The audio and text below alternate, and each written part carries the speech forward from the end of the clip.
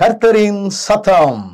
கர்த்தருடைய நாமம் உயர்த்தப்படுவதாக. கிறிஸ்துவுக்குள் அன்பானவர்களே, இந்த நாளிலும் கர்த்தரின் சத்தம் ஒன்றை நாம் கேட்போம். யோவேல் தீர்க்கதரிசன புஸ்தகம் 2வது அதிகாரம் 12ஆம் வசனம் இப்படி சொல்லுகிறது: ஆதலால் நீங்கள் இப்பொழுதே உபவாசத்தோடும் அழுகையோடும் புலம்பலோடும் உங்கள் முழு இருதயத்தோடும் என்னிடத்தில் திரும்புங்கள் என்று கர்த்தர் சொல்லுகிறார்.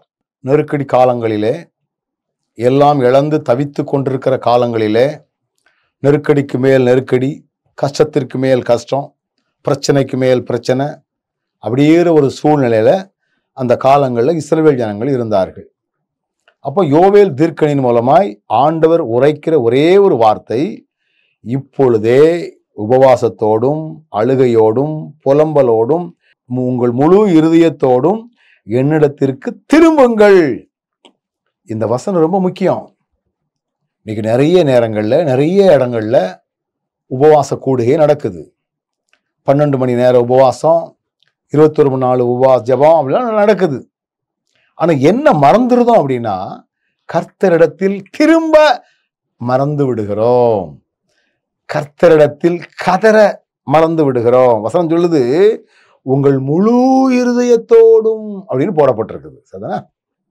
இன்னைக்கு நம்முடைய வாழ்க்கையில நெருக்கடி காலங்கள் வரும் பொழுதெல்லாம் நம்ம என்ன செய்யணும்? குடும்பமா தேவனிட்ட உக்காந்து நம்மை முழுமையாய் ஆண்டவருக்கு அர்ப்பணிக்கும் பொழுது, உம்மால் தாயா எங்களுக்கு வாழ்வு, நாங்க உம்மை விட்டுட்டு நாங்க எங்கேயோ வழிதவறி போயிட்டோம் ஐயா, எங்களை மன்னியும் ஆண்டவரே, உம்மை இல்லாமல் எங்களால் ஒண்ணுமே கூடாதப்பா, நீர்தான் எங்களுக்கு இரக்கம் பாராட்டணும், நீர்தான் எங்களுக்கு தயவு செய்யணும், நீர்தான் எங்க மேல இரக்கம் அப்படின்னு சொல்லி குடும்பமாக கர்த்தரிடத்துல திரும்பும் பொழுது கர்த்தர் ஆச்சரியமாய் அந்த குடும்பத்திற்கு நடத்துவார்.